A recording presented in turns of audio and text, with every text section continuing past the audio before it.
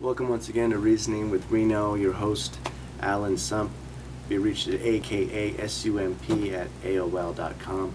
Just a few illustrations that help me understand this idea of Jesus coming into the world.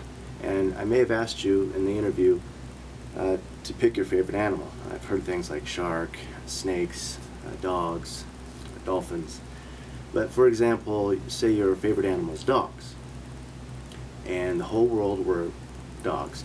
How would you communicate an urgent message to them, seeing as you don't speak dog very well? Well, the way you could do that, of course, is to become a dog.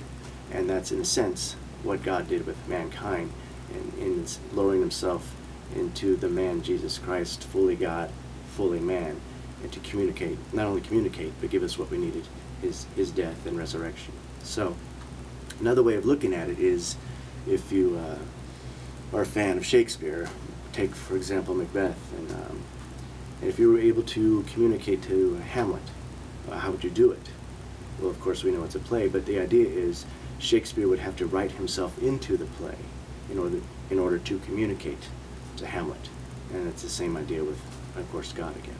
Now, here's an issue, though, because God is majestic.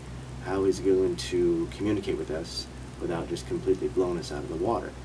And this illustration by Dutch theologian Soren Kierkegaard, is very telling. This king, who's very powerful, no one messes with this king, falls in love with this humble maiden. And he knows full well that if he invites her over to the castle, she's just going to be floored by his power and his riches, and that he won't really know if she loves him for him or if she's a gold digger, right? Or even if he takes his entourage into the village and takes a chariot there or whatever, he's still going to blow her away with all the banners and etc. So the only way he could really know if this humble maiden really actually wants to have a relationship with him authentically is to give up the throne and become poor, and then establish a relationship incognito, and then reveal, of course, that yes, he is the king. And after the relationship is established, then he can reveal his power and might. So too with us and mankind. If God were to appear right now, as many people who don't believe in God kind of wish he would do, they would be completely blown away by his holiness and power, which wouldn't really accomplish a whole lot.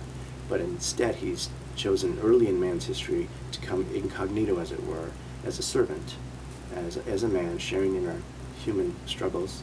And then, of course, we know he will be revealed. He told us about that he would reveal himself. And so that's kind of how Jesus Christ makes sense, to me at least. So I hope those little nuggets help you out, and love to hear from you, and you have a good day.